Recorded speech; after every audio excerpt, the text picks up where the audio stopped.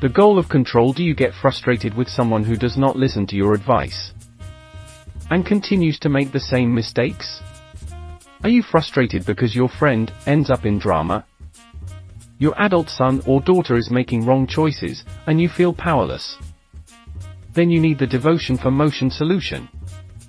Read solution-driven devotions such as The Goal of Control, Noah, Nutty Nuisance, Ready, Steady, Go. Overcomer or Overwhelmed.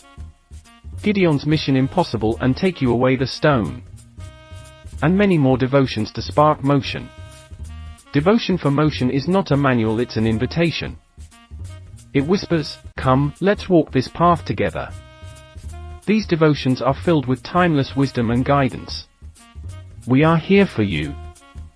The devotions can also help you with the following: feeling down? Rediscover the fire of revival. Fearful and shy, truant or fluent? Share your faith authentically, as Jesus did.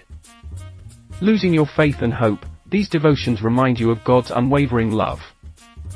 As a pastor, shepherd, or mentor, equip your congregation with these devotions. They'll find practical wisdom for daily living.